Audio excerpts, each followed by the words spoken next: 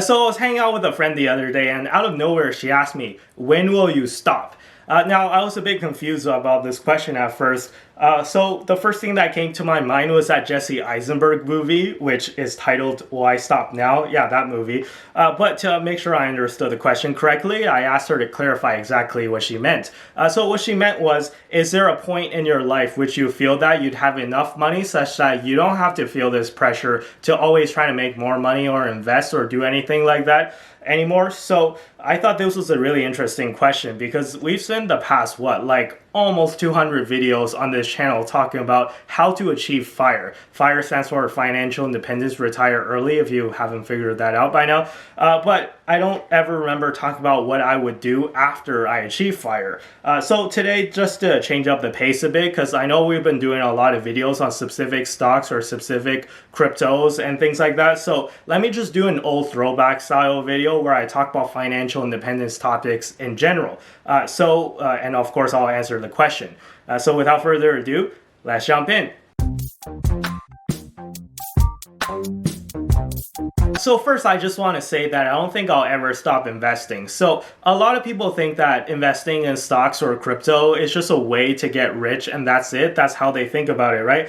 They might not understand or even care about any of the stocks or crypto they're investing in. And to a degree, that might be fine. Like, you don't have to be passionate about the things that you invest in to make money. In fact, a lot of the times I recommend to people, just get your feet wet in investing, even if you're not passionate about finance related stuff, just because it will set you up for a better future in the future.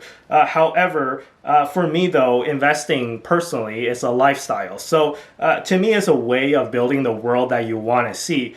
So I'm not an engineer and I don't know how to build electric vehicles or rockets or anything like that. But at least I can vote with my money.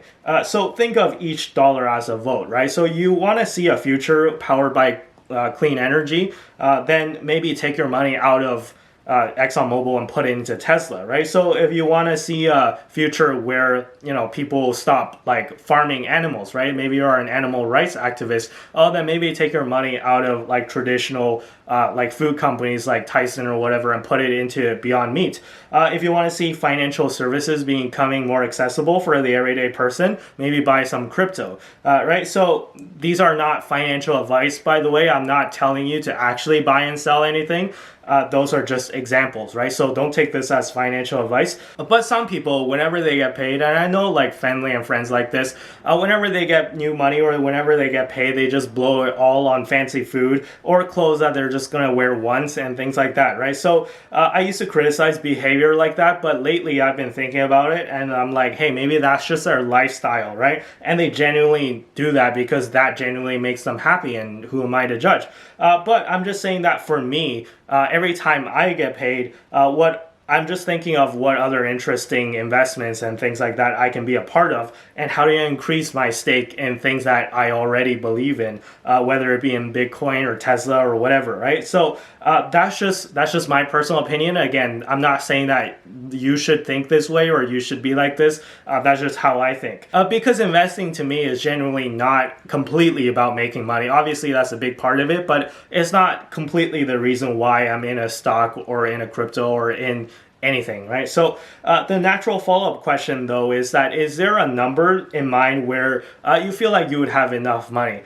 So for me though, I've talked about this in the past and I'll reiterate it again here. My explicit goal is to have $1 million in investable assets excluding my primary residence, which means that everything that excludes the house that I'm living in added together should equal $1 million or more.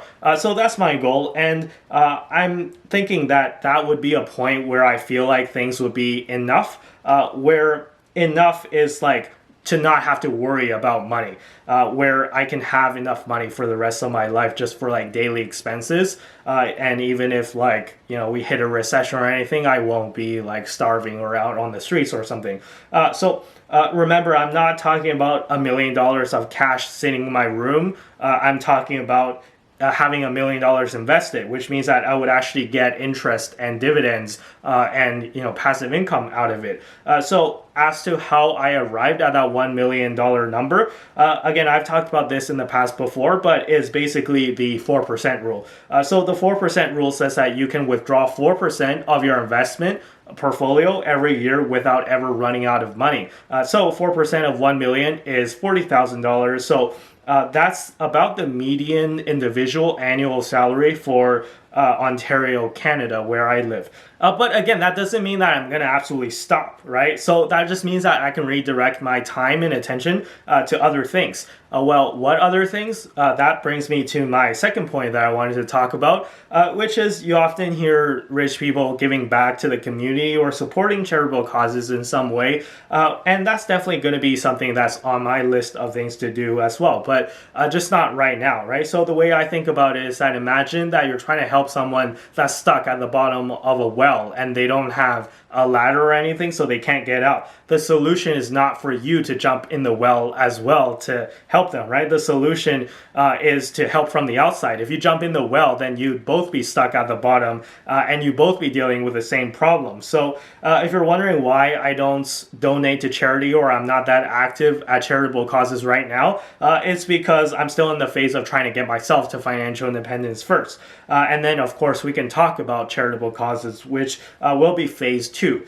This brings me to my last point that I want to talk about, though, which is this one might be a little bit more philosophical, by the way, which is when I announced my plan to retire by 35, I received some pushback from a lot of people who were like, why are you putting so much emphasis on money? That money doesn't buy you happiness, right? And to that, I have to say that's true. Okay, so money does not buy you happiness, but it does offer you the liberty to not have to worry about money, which worrying about money is a great source of unhappiness for a lot of people, and having money just eliminates that source of unhappiness. But there could, of course, be other sources of unhappiness in your life that makes you unhappy, right? So that money can't solve. So I bring this up because I know that lately stocks and crypto have been dropping. So stock drops first, and then people were panicking, and then stocks started like rebounding slightly now, and then now crypto's dropping, and then I'm getting a lot of panic messages from family and friends and stuff like that. So,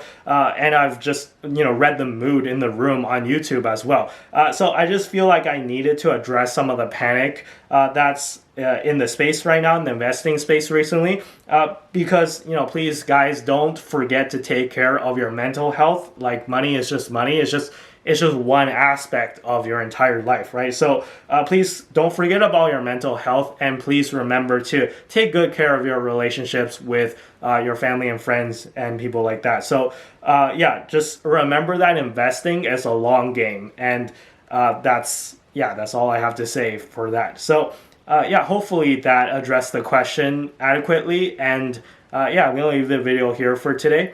Be sure to hit the like button if you enjoyed the video, and consider subscribing if you like the series. Be sure to follow me on Twitter and Instagram, links down below in the description as always. And with that being said, I'll see you guys in the next video. Bye bye.